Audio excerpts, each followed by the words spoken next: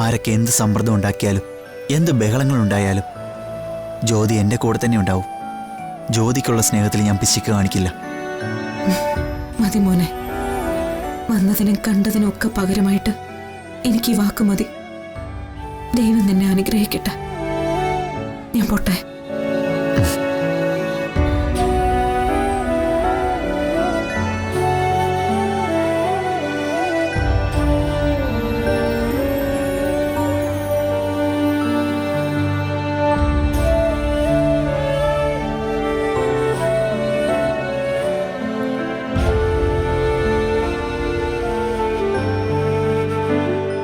Night അവരെങ്കിൽ പോകുമെന്ന് വിചാരിച്ചില്ല. അത് ഇതൊക്കെയായിരിക്കും. അവനവിടെ പ്രശ്നങ്ങളൊന്നും ഉണ്ടാക്കിയില്ല. പക്ഷെ അവരെല്ലാം വല്ലാതെ പേടിച്ചുപോയി.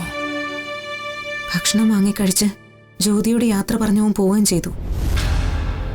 ജ്യോതിയോട് അവൻ പറഞ്ഞത് ഇനി അവൻ ആർക്കു മുൻപിലേക്കും വരില്ല എന്ന. അതെന്തുദ്ദേശത്തിലാണെന്ന് എനിക്കറിയില്ല. പൊയ്യമ്മ നോണേ, അവർ അന്ത മാതിരി എന്നതെല്ലാം ചൊല്ലിയിருக்கு. വെറുതെ ഇരിക്കും ശരവണ.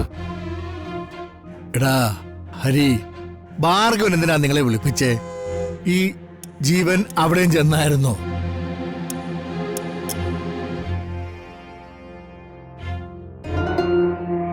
എന്താ ഹരി, ഒന്നും ഒളിച്ചു വെക്കാൻ നിങ്ങൾ നോക്കണ്ട. പരസ്പരം അറിയാത്ത ഒരു കാര്യവും വേണ്ട. ആന്റി, ജീവൻ ഇന്നലെ പാടത്തുണ്ടായിരുന്നു. പാടത്ത് നിൽക്കുന്ന ഞാനാണെന്ന് കരുതി ഭാർഗവൻ സാർ അടുത്ത് ചെല്ലുകയും ചെയ്തു. അപ്പോ ഒന്നും മിണ്ടാതെ അവനവിടെ നിന്ന് പോയി. ഞങ്ങൾ പാടത്ത് ചെന്ന് നോക്കിയപ്പോ ഇതവിടെ ഉണ്ടായിരുന്നു.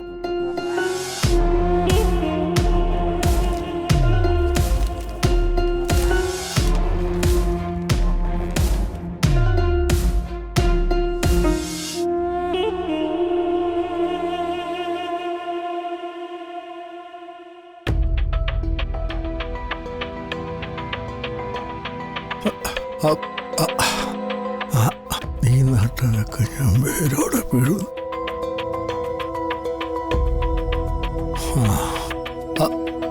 അത് ശരി.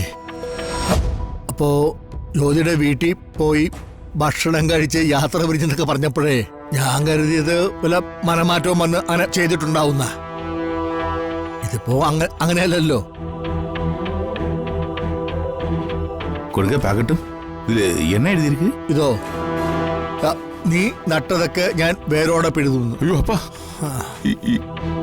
അതായത് ഇപ്പോ ഈ കുടുംബത്തിന് ആശ്വാസം കൊടുക്കുന്നത് ഹരിയാണല്ലോ. ആഹാ, അതില്ലാണ്ടാക്കുന്ന ഈ പറയുന്നു.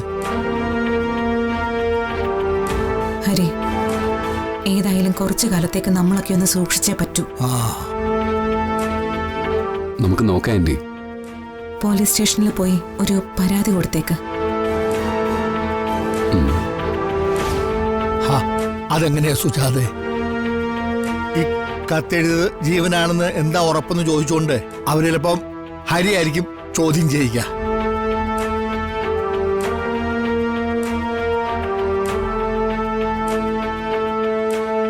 ഇപ്പോ ഒന്നും പ്രത്യേകിച്ച് ചെയ്യാൻ വേണ്ടിയിട്ടല്ല രാമകൃഷ്ണേട്ടാ, ഒരു മുൻകരുതലിന് വേണ്ടിയിട്ടാ.